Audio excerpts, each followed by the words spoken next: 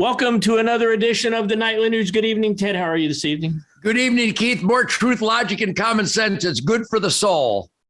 I have my laptop right here. I keep my laptop fairly close to me. I've never had to go hawk my laptop to buy drugs. But somebody lost their laptop, and everybody told us in the run-up to the election that it was fake.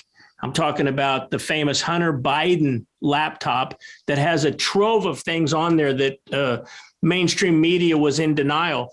I mean, this is horrific. Now to a humiliating admission from the New York Times this week, which began with a story its rival, the New York Post, broke in October 2020 in the lead up to the presidential election. It concerned a laptop Hunter Biden had left at a Delaware computer store, which contained alarming information. This laptop that intelligence officials have warned is likely Russian disinformation. I get pretty fired up about how this works because, look, I mean, if the New York Post tells you your mom loves you, you should check it out. We are not talking about fully reliable sources here. It feels like a repeat from last cycle. It's the, but her emails again, and it's kind of ridiculous. Also, more than 50 former intelligence agents signed this letter saying it felt like the work of Russian hacker scallywags. The facts were not just disputed, they were effectively censored, as Sky News presenter Shari Markson noted at the time with much concern. This is unprecedented for Twitter, a tech giant, and Facebook as well, to effectively end the American tradition of free speech, of a free press. Something, it's almost like the state media in China blocking what people are able to read because they're so desperate to get Trump out of the White House that they don't want to apply any scrutiny to Joe Biden at all. Was being paid for access to his vice president father, who was specifically put in charge of Ukraine and Russia. Now, more than a year later, it turns out the laptop and at least some of its contents are in fact real. Back to the Biden laptop. Over the years, the Bidens have reportedly been getting paid up to $50,000 per month to serve on a Ukrainian gas company's board, received $3.5 million from the mayor of Moscow's wife, and have gone on a $100,000 spending spree courtesy of a Chinese-linked credit card.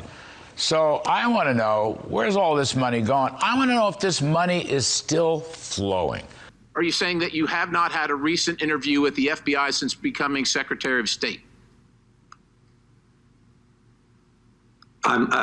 I'm not sure what you're referring to, and I'm happy to take that up with you offline. Did the State Department turn over documents to the FBI related to Hunter Biden, Burisma, and or the Blue State Strategies Corporation?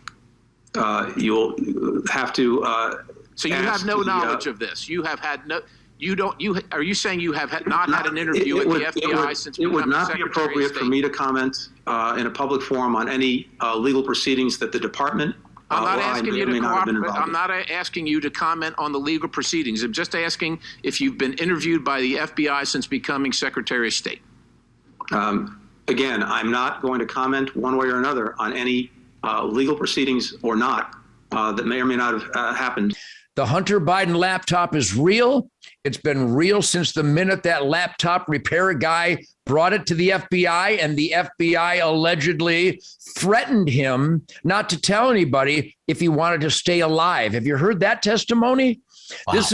This is unbelievable. When the FBI, because I know some of these guys, and there were some real honest to God warriors in the Federal Bureau of Investigation, but that the FBI is now getting away with this kind of criminal abuse of power and strong arm gangster tactics is, I'm afraid, right square in the lap of all those agents that don't blow the whistle.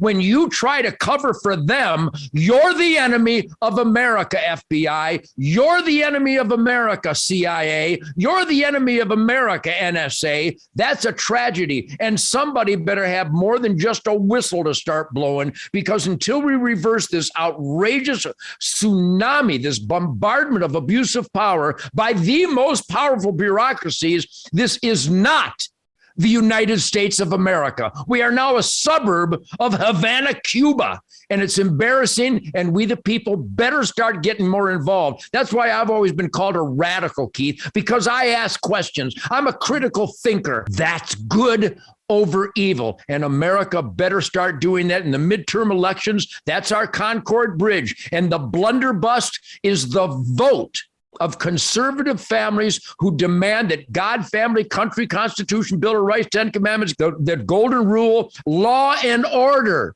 individual accountability. Until that is brought back in policy by our elected employees, we are not America. Shame on us. Powerful, powerful. Well, if you guys come back tomorrow, we'll have another blockbuster edition of The Nightly Nooch.